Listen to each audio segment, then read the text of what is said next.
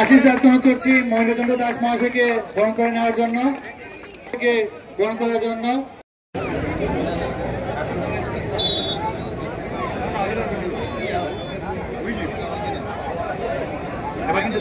আপনারা নিচে আসুন।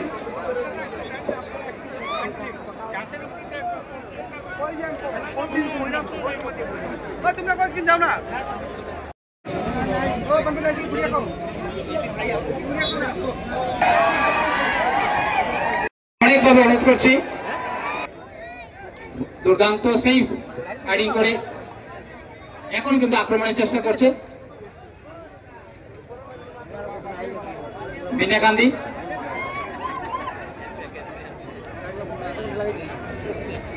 এবার শেরপুরি এফসি থেকে আক্রমণ বাম দিকে লেফট উইঙ্গার, এখন তো চান্স, শট দিবেন কি কিন্তু আমি সংস্থার সকল সদস্যকে বলছি, আপনারা সারিবদ্ধভাবে দাঁড়িয়ে পড়ুন। আমাদের সংস্থার সভাপতি মাধবচন্দ্র দাস মহাশয়, বিজয় দাস জেনারেল সেক্রেটারি,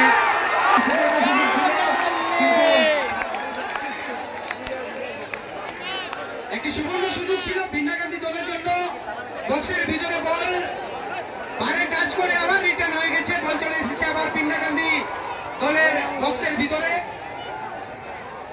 এবার মা ভাইনা দলের স্ট্রাইকার শট খেলার সুযোগ, মা ভাইনা দলের ডিফেন্ডার অনেক চেষ্টা করছেন বল আটকানোর জন্য, কিন্তু এবার আবার মা ভাইনা দলের 9 নম্বর স্ট্রাইকার বল নিয়ে এগিয়ে যাওয়ার চেষ্টা। হরেন্দ্রচন্দ্র দাস মহাশয়কে উত্তরে দিয়ে বরণ করার জন্য। হয়নি, চান্স হবে না।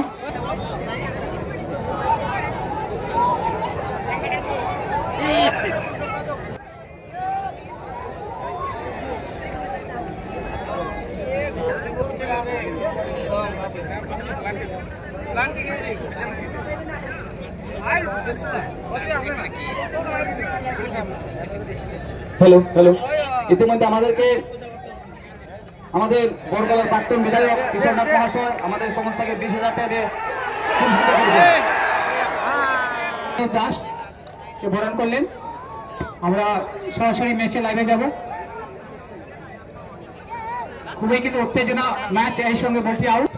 সমর্থক ওনারাও এসে আমাদেরকে জমা দিয়ে যেতে পারবেন টাকা।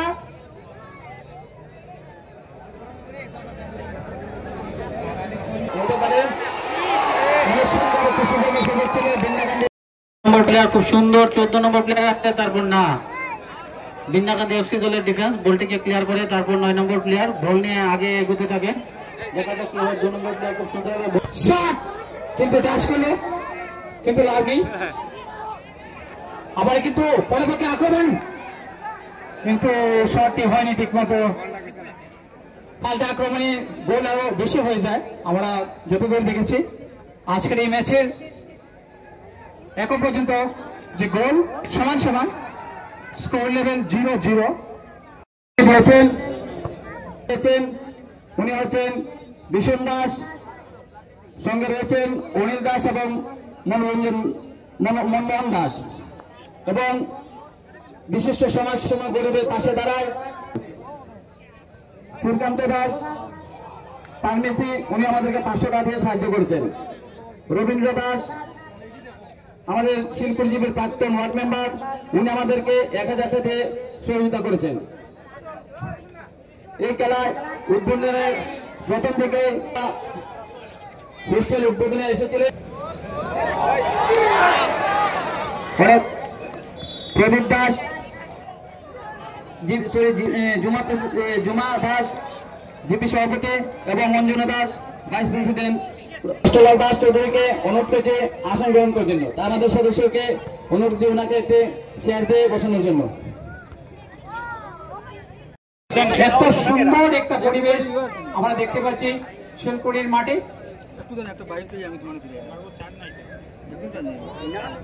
যারা দর্শক আপনারা যে যেখানে বসেছেন সুন্দরভাবে খেলা দেখুন। এই বাগানের কোন ধরনের দুটি দলে অনেকটা চান্স নিয়েছিল, কিন্তু কোনো গোল করতে শুরু হয়ে আজকে সেই ফাইনাল খেলায় জন্য তারা টিকিট পেয়েছে এবং ফাইনাল খেলা দেখে আমি আশা করি দর্শকরাও অত্যন্ত আনন্দিত, কারণ দুটি দলই খুব সুন্দর।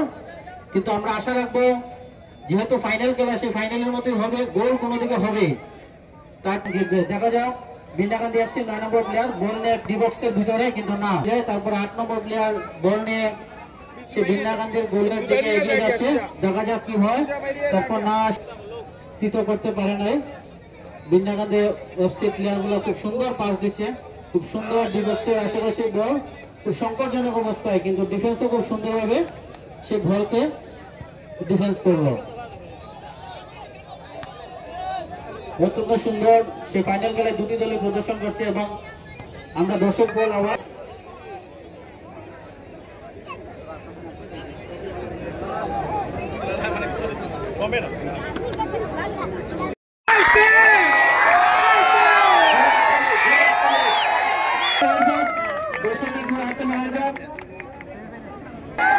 ধন্যবাদ ইমানুয়েল এফসি এত সুন্দর একটা খেলা উপহার দেওয়ার জন্য। সত্যি আপনাদের ব্যবহার সংস্থার প্রতি, মাঠে খেলোয়াড়দের প্রতি, দর্শকদের প্রতি অনেক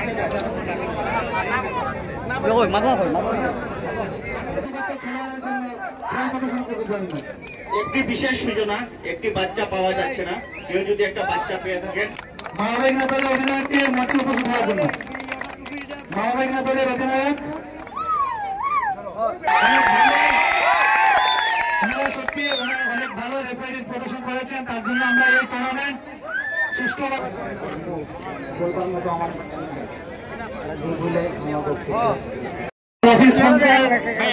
প্রসেনজিৎ দাস এডভোকেট, সঙ্গে আমাদের সংস্থার সভাপতি এবং অন্যান্য অতিথিবৃন্দ যারা আপনারা আছেন, সবাই মিলে আমাদের আজকের এই ফাইনাল ম্যাচে বিজয়ী নগদ অর্থ তুলে দিচ্ছেন Amit Kalwar sir, x MLA, নাম জানি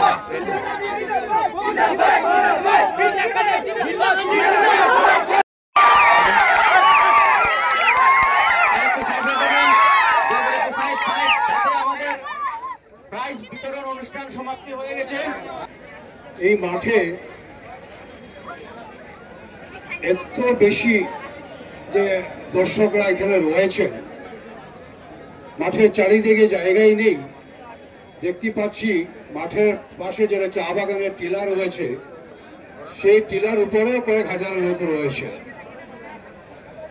এত সুন্দর একটা খেলা আয়োজন করেছেন, যার জন্য সবচেয়ে প্রথম শিলপুরি জনকল্যাণ সংস্থার সকল সদস্যকে আমি ধন্যবাদ জ্ঞাপন করতে। এই বছরও একটা সুন্দর খেলা করেছেন, আগামী বছর আরো সুন্দর খেলা করবেন বলে আমি আশা রাখছি। বন্ধুগণ, এতক্ষণ যে আমরা খেলা দেখছি, দুই দলের মধ্যে খুব সুন্দর প্রতিযোগিতা হচ্ছে, কোনো দলই কোনো দল থেকে কম নয়। এখন পর্যন্ত খেলা শেষ হয়ে গেল, কিন্তু একটা বল কোনো দিকে হলো না। তাই ইতিমধ্যে রেফারি মহাশয় কিছু ডিসিশন নিচ্ছেন ওটা কিভাবে করা যায়। তো সেই জন্য খেলাটা এখনো শেষ হয়নি, খেলা ফাইনাল হওয়া বাকি রয়েছে। তো খেলা যারা দুই দলের যারাই রয়েছেন, প্লেয়ার ভাইদেরকে বলছি, খেলায় তো হার জিতের রয়েছে, হার জিতের নামই তো খেলা। তাই আপনারা সুন্দরভাবে খেলাটা প্রদর্শন করেছেন, আর যে একটুখানি বাকি রয়েছে সেটাকে আপনারা সুন্দরভাবে সম্পূর্ণ করবেন বলে আমি আশা রাখছি। যার জন্য একটু প্লেয়ারদের একটু বেশি কষ্ট করতে হচ্ছে। বলটা মারলে বলটা আগে যাচ্ছে না, কাদার মধ্যে জলের মধ্যে আটকে যাচ্ছে। তো সেটা দেখা যাচ্ছে যে এই ফিল্ডের অনেক উন্নয়ন করার দরকার, যেটা নাকি ইতিমধ্যে এই জনকল্যাণ সংস্থার সকল সদস্যরাও বলেছেন।